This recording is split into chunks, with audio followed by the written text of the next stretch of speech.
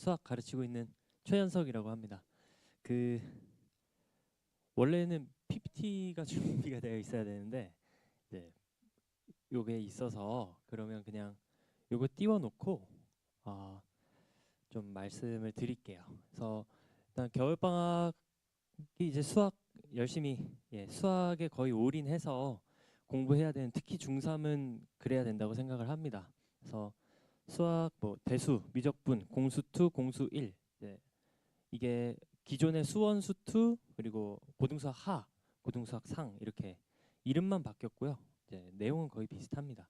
그래서 네 개 다 개설이 되어 있으니까 이제 아이들에 맞게 본인이 필요한 과목 들으면 좋을 것 같고 그래도 중3이기 때문에 거의 내신 대비를 방학 때부터 시작한다고 보면 될 것 같아요. 그래서 대부분은 공통수학 1을 들으면서 이제 다른 선행을 할 친구들은 선행을 하고 뭐 이런 식으로 보통은 아이들이 신청을 많이 하고 있고요.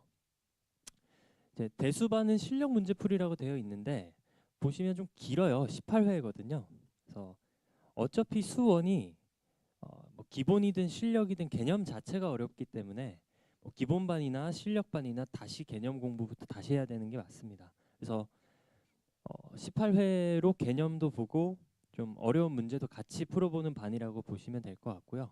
미적분 1, 그러니까 수투 같은 경우에는 이제 제가 생각하는 대상은 중3 아이들, 대체로 다른 친구들은 다 수투까지 보고 오는데 나는 좀 부족하게 가는 것 같은 그런 데서 불안함을 좀 느껴요, 아이들이. 근데 그게 공부에도 저는 영향이 있다고 생각해서 실질적인 어떤 내신 대비 이런 고난도 문제 풀이보다는 이제 수투 미적분이라는 게 어떤 과목인지 좀 알아가는 그래서 자신감 좀 키울 수 있도록 그런 반으로 준비를 했고요. 그리고 공수 1하고 공수 2는 어느 정도 개념이 되어 있는 친구들 모의고사 4점짜리 문제 그리고 기출 문제 위주로 문제풀이하는 반이라고 보시면 되고요. 그렇다고 해서 지금 중3 아이들 상태가 다 선행하느라고 공수 1, 2 고등수학 상하를 다 잊어버린 상태예요. 그래서 가끔 중간중간 물어보면 또 대답을 잘 못합니다.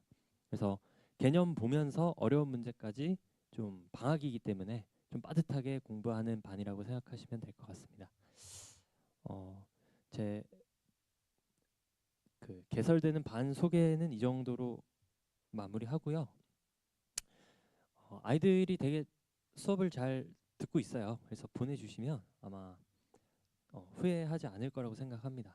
그래서 어, 오늘은 제가 좀 수학 공부를 좀 어떻게 해야 되는가에 대해서 좀 간단하게 좀 말씀드리고 싶어서요. 그 말씀 드리고 마무리할까 합니다. 그래서 이제 보통 심화반을 들어야 되냐 기본반을 들어야 되냐 이런 고민을 많이 하시는데요. 심화반을 듣든 기본반을 듣든 개념이 잘 되어 있어야 돼요. 이제 보통 커리큘럼이 기본반 듣고 나서 심화반 듣거나 문제풀이반 듣거나 이렇게 가잖아요. 근데 저는 좀 되게 조심했으면 좋겠는 게 기본반을 들었다고 해서 아이들이 개념이 되어 있지 않은 경우가 많거든요. 근데 기본을 들었으니까 또 기본을 듣기는 또 뒤처지는 것 같고 그래서 일단 실력반을 들어가거나 문제풀이반을 들어가거든요.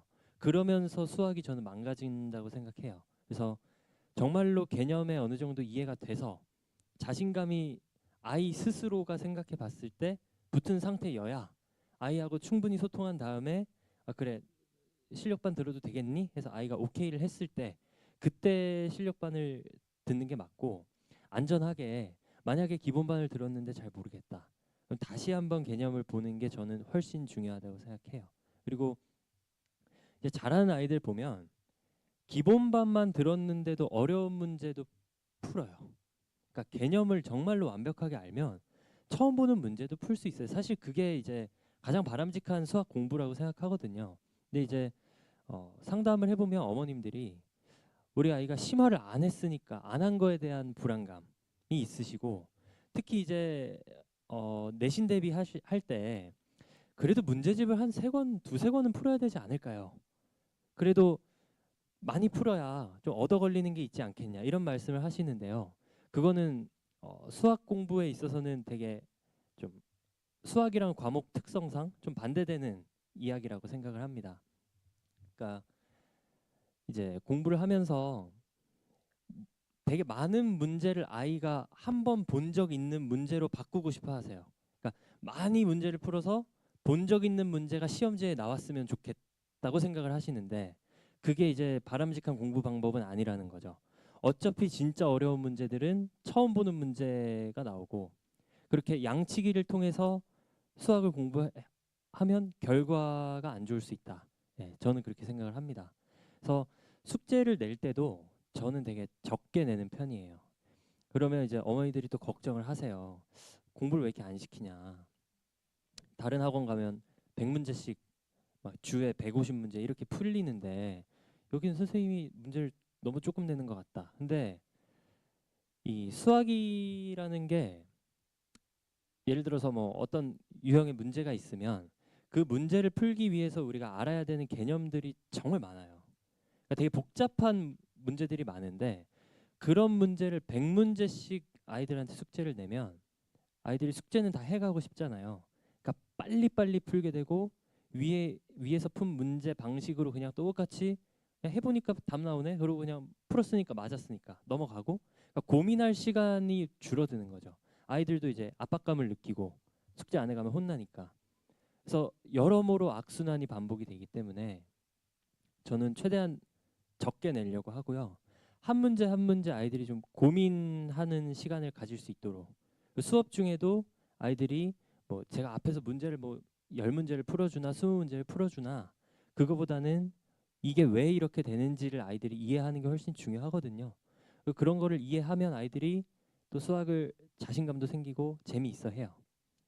그리고 이제 보통 이제 수학 실력이 는다. 이제 공부 다들 이제 해 보셨겠지만 그 어려운 거를 공부를 하는 날, 그러니까 본인의 수학 실력이 정말로 향상되는 공부를 하는 날에는 공부 흔적이 별로 없어요. 그러니까 왜 이게 이렇게 되는 거지? 고민하느라고 앉아가지고 멍 때리고 계속 끙끙대다가 하루가 가거든요. 그러니까 실질적으로 문제를 100문제를 풀었다.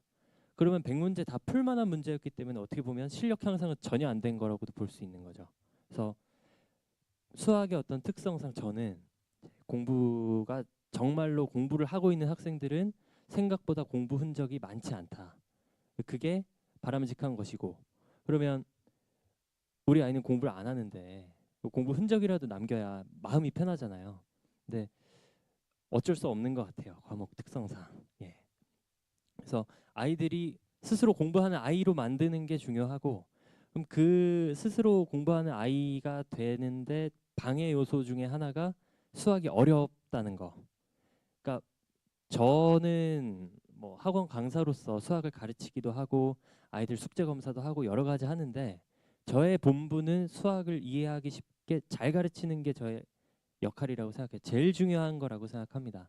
왜냐하면 안 그래도 수학이 어려운데 수업 중에 중간에 만약에 어려운 게 딱 등장하잖아요. 그럼 그 어려운 개념을 수업 중에 만난 시점부터 수업 끝날 때까지 그 수업 뒤에는 다 놓쳐요, 아이들이. 그래서 절대 이해 안 가는 게 없도록 중간중간 정말 조심하면서 설명하고요. 아이들 다 이해하고 있는지 이렇게 체크하면서 가고 지금 수업 듣는 아이들이 되게 수학이 재밌다고 합니다. 이게 그냥 어떤 비유적인 표현이 아니고 정말로 재미있어 하더라고요. 그래서 그렇고 사실 제가 오늘 설명회를 갑자기 전달 받아가지고 PPT도 그렇고 그리고 이제 뭐 그 말씀도 좀 드리고 싶어요. 아이들 보통 오회독하고 뭐 그러잖아요. 뭐 공수 1은 중요하니까 오회독은 해야 되고 근데 저는 개인적으로 그렇게 생각하지 않습니다. 아이들이 오회독을 할 정도로 공부가 안 돼 있다는 뜻이에요. 그러니까 5번 봤으면 4번은 공부를 안 한 거라고 볼 수 있는 거죠. 그러니까 자리에 앉아만 있었고 어떤 식으로 오해독이 이루어져야 되냐면 1회독을 하고 처음부터 100까지 다 이해를 한 상태에서 기억력의 문제로 한 1년 전에 봤으면 까먹잖아요. 그래서 2회독 할 때 아 맞다 저번에 배웠을 때 이런 거 배웠었지 아 반갑네 이런 느낌을 받으면서 2회독을 해야 장기 기억으로 넘어가고 그래서 여러 번 반복의 의미는 그냥 장기 기억으로 바꾸는 의미가 있는 거지 1회독을 할 때 그래 처음 보는 거니까 60%만 알고 가자. 뭐 보통 그렇게 아이들이 생각을 하더라고요. 그러면 안 하는 것만 못하다. 수학이라는 게 유기적인 과목이기 때문에 60%만 이해했다는 것도 저는 믿을 수가 없어요. 그게 가능하지가 않거든요. 중간중간 구멍이 있으면 결국 전체적으로 다 문제가 있는 거기 때문에. 그래서 저는 결론적으로는 모든 뭐 실력반이든 개념반이든 어떤 수업이든 간에 개념을 제일 중요하게 생각하고 아이들 다 이해할 수 있게 하는데 가장 초점을 맞춘 수업이다라고 생각해 주시면 될 것 같습니다. 이제 SNT가 뭐 관리형 학원 해서 관리를 되게 많이 어필을 해요. 예. 저한테도 관리 잘한다고 어필을 좀 설명할 때 해 주셨으면 좋겠다. 근데 저는 수학이라는 과목은 기본적으로 관리를 통해서 억지로 시켜서 되는 건 절대 아니고 저는 보조밖에 할 수가 없어요. 아이들이 고민할 수 있는 상황을 만들어 주고 아이들이 스스로 고민하면서 실력이 형성되는 거지. 어떻게 뭐 영어처럼 단어 100개 외우면 그 100개 외운 것만큼은 실력이 되잖아요. 영어는 그런데 수학은 100문제 풀었다고 그게 본인의 실력이 되는지는 알 수 없다는 거죠. 그래서 잘 공부해야 되고 제 입장에서는 섬세하게 정말 가르쳐야 되는 그런 과목이라고 생각합니다. 그래서 관리 물론 중요한데요. 그리고 아이들 숙제 안 해오면 최소한의 숙제는 다 할 수 있도록 조치를 취할 겁니다. 그거는 그거대로 하되 본질은 이제 몇 문제 풀었냐, 문제집이 다 동그라미가 쳐져 있느냐 보다는 아이들이 수업 시간에 책에 나와 있는 문제풀이를 통해서 실력을 향상하는 게 아니고 그냥 줄글 있죠. 뭐 예를 들어서 뭐 미분이 뭐다. 그러면 수학 문제는 다 답 내는 거지 미분이 뭔지 물어보는 문제는 없어요. 근데 진짜 중요한 건 미분이 뭔지를 알아야 처음 보는 문제도 풀 수 있다는 얘기죠. 그래서 그 부분을 좀 생각하면서 수업을 하고 있다. 이렇게 생각해 주시면 될 것 같습니다. 그리고 그렇게 잘 공부하면요. 금방 실력이 향상돼요. 이제 제가 여기 원장님 아들을 좀 개인적으로 지도를 올해 3월부터 수능 보기 전까지 했었는데 그 친구가 3월에 유학을 갔다 와서 그러니까 유학 갔다 3월에 이제 한국에 온 거예요. 그래서 한국 수학 교육을 아예 받지 않았다고 원장님이 하셨어요. 그러니까 고3인데 고등학교 수학 한국 수학을 아예 안 한 거죠. 그 친구가 10월에 2등급인가 나온 걸로 제가 알고 있는데 정말 정말 금방 향상이 됐어요. 그러니까 잘 공부하면 뭐 실력반 뭐 문제풀이반 하고 뭘 또 하고 몇 회독하고 그러지 않더라도 금방금방 실력이 오를 수 있다. 그래서 수업 준비 지금 거의 다 끝났습니다. 거의 다 됐고요. 아주 벼르고 있어요. 아이들이 얼마나 또 제 수업을 듣고 놀랄까 기대하고 있습니다. 그래서 많이 보내주시면 후회하지 않을 거라고 생각합니다. 네, 이만 마무리하겠습니다. 감사합니다.